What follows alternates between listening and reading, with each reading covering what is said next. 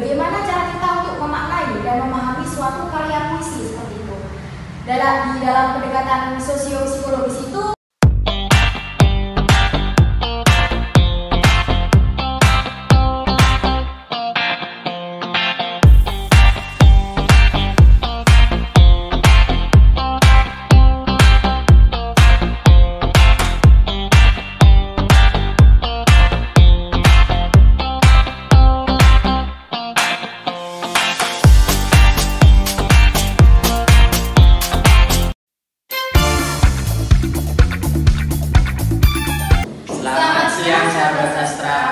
welcome back to my podcast channel bersama saya Ardianti Bestari dan rekan saya Kak Ufi, dan ada dua narasumber yang pada kesempatan kali ini dapat hadir di perbincangan mengenai puisi kali ini.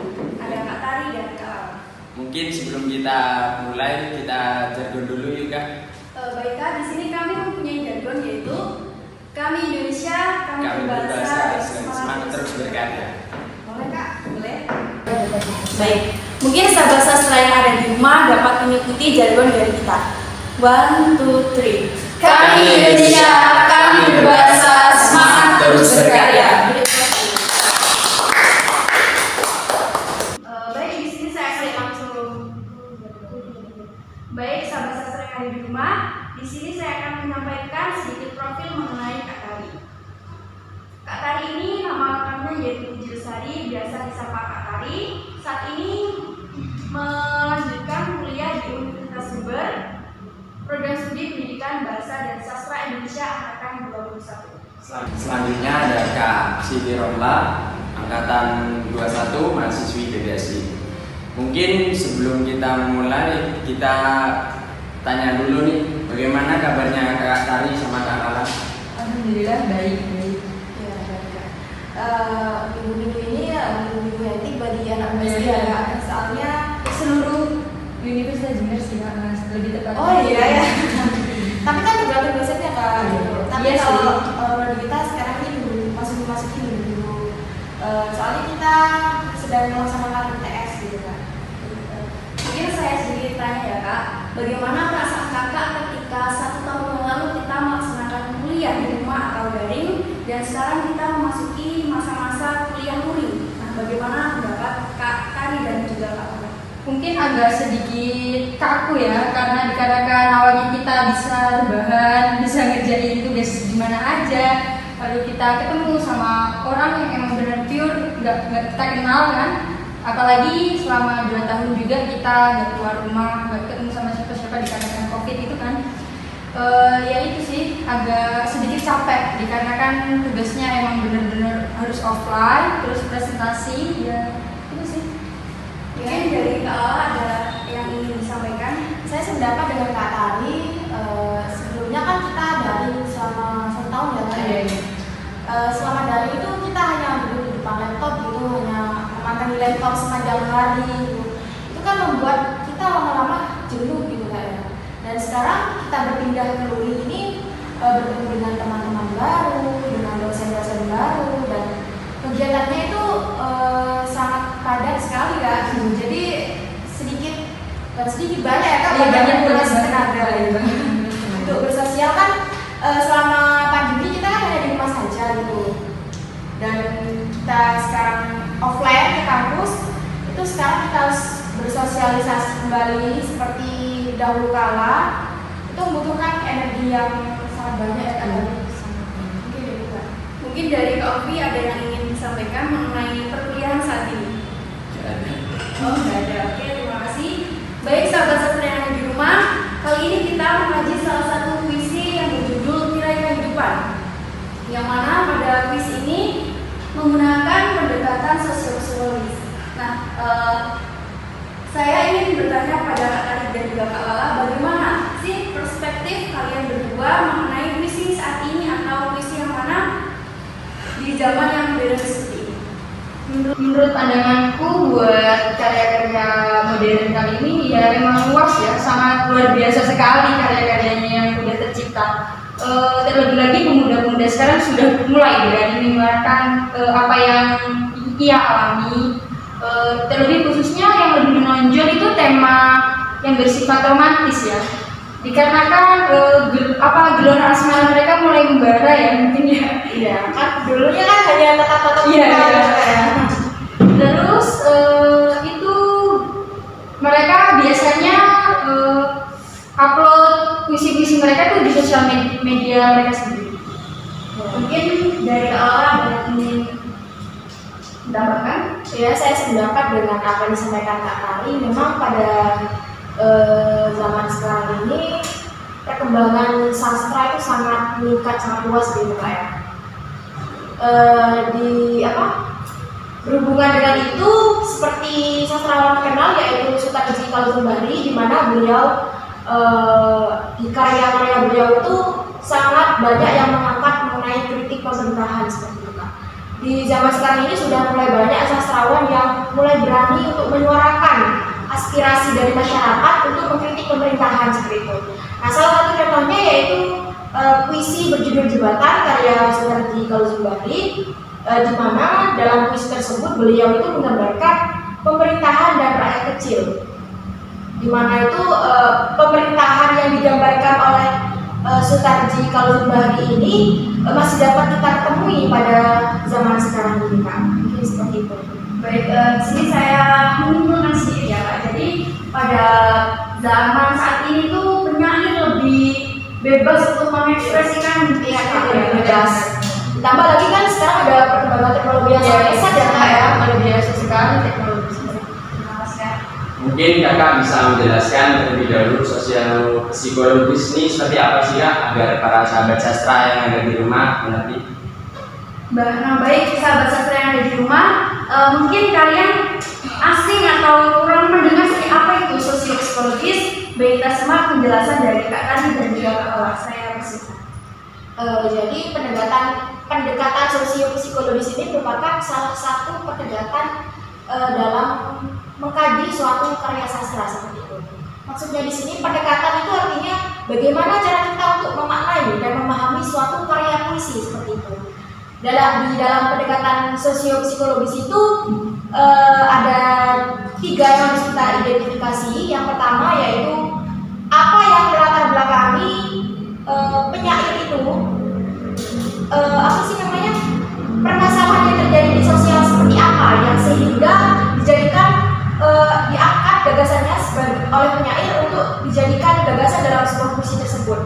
Dan juga ada yang gagasan yang terwujud itu sehingga diwujudkan ke dalam bentuk puisi. Dan dalam pendekatan sosiopsikologis ini penyair itu juga menyertakan sikap dan sikapnya terhadap kejadian sosial yang sedang diangkat dalam puisinya seperti itu. Biasanya penyair itu membuat puisi didasari melatar belakangi tentang sosial budaya yang ada di masyarakat. Biasanya mereka tuh melihat atau yang dialami waktu saat itu, jadi mereka bisa menyuarakan apa yang ia lihat atau yang dialami dengan sebuah karya puisi. Baik, terima kasih. Dapat kita lihat pada layar mengenai puisi Tirai Kehidupan karya Sadah Agama. Mungkin Kak Lala bisa membacanya agar sahabat sastra yang ada di rumah tahu nih apa sih pesan yang ingin disampaikan pada puisi Tirai Kehidupan seperti ini. Baiklah. Puisi Tirai Kehidupan karya Sadah Agama. Harkat martabat terpilah-pilah, harta dan pangkat ukuran derajat, kaya dan miskin jadi penghalang. Kemiskinan merupakan tembok penghadang. Yang kaya makin kaya, yang miskin makin miskin. Tak akan seiring sejalan, tak pernah seia sekata. Tak ada guna, tak ada nilainya. Kemiskinan dipandang sebelah mata. Ucapan menerima, penolakan hati terhina. Tuan siapa, hamba siapa, kasta yang berbicara.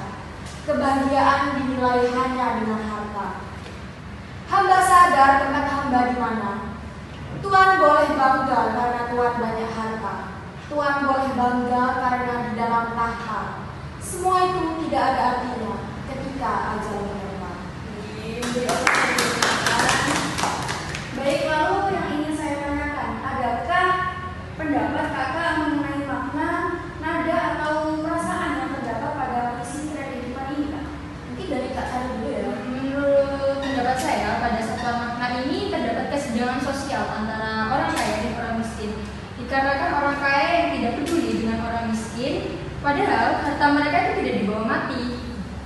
ungkapannya mungkin seperti itu ya, kurang lebih. Ya, saya Dari Kak Laura bagaimana? ya saya sependapat dengan apa yang disampaikan Kak Tali. Bisa dilihat pada bait pertama, pada baris ketiga, yang kaya dan miskin jadi penghalang. Nah, di situ kan menunjukkan bahwa terjadi adanya penghalang yang menjadi satu hal yang menjadi hal yang menunjang kesenjangan sosial antara orang miskin dan orang kaya. Untuk temanya sendiri, nilai kehidupan ini menurut pendapat saya itu mengangkat kesenjangan sosial yang terjadi antara orang miskin dan orang kaya. Dan untuk nadanya di sini seperti yang saya baca tadi, penyair mencoba menggunakan nada membandingkan antara orang kaya dan orang miskin. Untuk perasaan yang ingin dimunculkan oleh sang penyair dalam puisi ini, penyair ingin mengungkapkan bahwa harta itu bukanlah segalanya. Dan itu ditunjukkan pada baris terakhir, semua itu tidak ada artinya ketika ajal benar. Mungkin itu Kak dari saya. Baik, terima kasih. Mungkin ada pertanyaan dari Oki sendiri. Lalu peristiwa sosial di luar puisi seperti apa sih Kak pada karya Saga Aditama ini? Nah, puisi Tirai Kehidupan ini kan ditulis oleh Saga Aditama pada tahun 2009, di mana pada saat itu Indonesia sedang mengalami krisis ekonomi dan juga menjelang pemilu dan pilpres ya Kak pada saat itu. Nah, karena terjadi krisis ekonomi yang begitu tinggi seperti itu, bahkan krisis ekonomi pada tahun 2009 ini tidak hanya terjadi di Indonesia, tetapi krisis yang menyeluruh, mengglobal seperti itu Kak. Jadi mungkin salah satu yang melatar belakangi Bang Saga Aditama ini menciptakan karya ini mungkin dari peristiwa sosial yang terjadi pada Indonesia pada saat itu Kak. Seperti itu. Baik, mungkin ada tambahan atau bagaimana? Mungkin itu ya, masyarakat miskin lebih merasa tercekik karena dikarenakan fenomenanya orang-orang kaya yang ada di luar sana ya. Iya Kak, kan pada saat itu kan terjadi pemilu ya, di mana pada saat itu terjadi krisis ekonomi dan otomatis angka kemiskinan di Indonesia itu kan semakin meningkat. Nah, itu oleh pemerintah itu dipolitisir dan dipelintir untuk meningkatkan pamong mereka untuk menjabat sebagai anggota dewan Kak, mungkin seperti itu. Baik, terima kasih. Lalu bagaimana korelasi yang terjadi pada peristiwa di luar maupun di dalam puisi karya Saga Aditama ini Kak? Bisa dilihat ya pada bait kedua, baris pertama dan bait ketiga, baris pertama dan baris kedua. Tak ada guna, tak ada nilainya, kemiskinan dipandang sebelah mata. Nah, jadi peristiwa sosial yang ada dalam puisi pada saat itu ialah kemiskinan itu dipandang sebelah mata, seperti diinjak-injak itu loh Kak oleh pemerintah yang di atas. Dan korelasinya dengan ini, penyair itu menyertakan bait-bait di dalam puisinya seperti yang saya sudah sampaikan tadi. Dan pada saat itu kan terjadi pemilu gitu ya Kak ya. Jadi angka kemiskinan itu oleh pemerintah itu dipelintir dan dijadikan politik untuk menaikkan pamong mereka untuk maju menjadi anggota dewan pada pemilu dan pilpres pada saat itu. Dan pada saat itu kan juga terjadi krisis ekonomi. Nah, kita ketahui bahwa angka kemiskinan dan angka krisis yang ada di Indonesia itu kan membuat kita prihatin ya Pak, karena setiap tahunnya itu meningkat. Dan itu kita saja yang kaum menengah seperti ini itu sangat sulit untuk memenuhi kebutuhan kita. Dan harga-harga bahan pokok sekarang juga mahal ya Pak. Mulai semenjak BBM ini naik semuanya, ya semuanya naik. Sebelum itu kan juga ada krisis mengenai minyak yang Nah, itu juga mungkin menjadi salah satu yang melatar belakangi dan berkorelasi dengan puisi ini. Mungkin seperti itu Kak. Baik, mungkin ada tambahan dari Kak Tari. Mungkin bisa dilihat dari bait keempat ya, tuan siapa, hamba siapa, kasta yang berbicara, kebagian yang menjadi kata. Di sini tuan siapa itu bermaksud untuk orang kaya, hamba siapa itu orang yang miskin, kasta yang berbicara. Pada kitabnya kan derajat seseorang kan diukur biasanya diukur dari harta mereka yang miliki. Ya. Di sini tuh orang kaya tuh memiliki derajat yang tinggi dan sewenang-wenang kepada orang-orang yang miskin. Padahal kebahagiaan itu tidak dibeli dengan harta, padahal harta tidak dibawa untuk teman-teman. Mungkin seperti itu. Baik, mungkin itu saja ya perbincangan kita mengenai visi karya Sadar Tama yang berjudul Kehidupan. Dalam sosial psikologi ada satu lagi Kak yang penting tadi. Sikap penyairnya terhadap turut dalam andil dalam puisi itu seperti apa? Nah, saya sampaikan di sini bahwa sikap penyair yaitu Bang Sadar Tama dalam puisi ini, beliau itu menjadi orang miskin dan ingin menyindir orang yang kaya bahwa harta itu bukanlah segalanya, harta itu tidak bohongan, tidak seperti itu. Mungkin penyair lebih menempatkan dirinya sebagai orang kecil yang merasa terinjak-injak oleh orang yang di atasnya atau orang yang memiliki maka lebih tinggi seperti itu. Baik, terima kasih. Jadi dapat disimpulkan ya Kak bahwa puisi yang berjudul Kehidupan karya Sadar Tama ini menceritakan mengenai kesenjangan sosial antara si A dan B, bagaimana si A itu orang miskin dan si B itu orang yang kaya. Baik, mungkin itu saja sahabat sastra perbincangan kali ini mengenai puisi karya Sadar Tama yang berjudul Kehidupan. Nah, sebelum kita mengakhiri perbincangan kali ini, saya ingin sedikit bertanya, apakah ada keinginan kakak berdua ini untuk menjadi sastrawan akan mendatang? Mungkin kalau pure ke sastrawannya belum bisa ya. Mungkin bisa membuat karya-karya puisi dulu, terus diposting di akun pribadi sosial media saya dulu. Kalau pure langsung kayak wah berat banget ya. Iya, saya sependapat dengan Kak Tari karena menjadi sastrawan itu memiliki tanggung jawab yang besar seperti itu Kak. Mungkin saya akan lebih memulainya dengan yang kecil terlebih dahulu, bisa menyuarakan lewat teman-teman yang ada di sekitar kita, menyuarakan aspirasi mereka lewat karya-karya kita, mungkin seperti itu Kak. Untuk menjadi sastrawan yang terkenal, ya sebenarnya kami ingin jadi cuma tapi kalau buat melangkah ke arah situ agak sepertinya berat sekali. Kita ingin memulainya dari yang awal dulu gitu Kak, merasakan bagaimana prosesnya gitu ya. Baik, terima kasih. Mungkin ada pesan atau pesan apa yang ingin Kak Tari dan Kak Lala sampaikan kepada sahabat sastra yang ada di rumah? Saya dulu ya Kak Tari. Mungkin pesan bagi sahabat sastra yang ada di rumah dan sedang menonton video ini, semangat lagi untuk terus berkarya, semangat lagi untuk mengaspirasikan suara dari masyarakat dan semangat untuk menjadi tokoh untuk menyuarakan apa yang belum bisa tersampaikan oleh masyarakat seperti itu.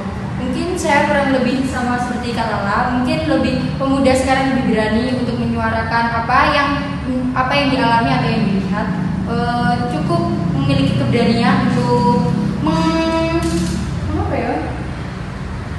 untuk mengekspresikan ya, mungkin mengekspresikan keberaniannya itu. Jadi intinya anak muda ini harus lebih berani untuk berkarya, untuk menyuarakan isu-isu pemerintahan saat ini.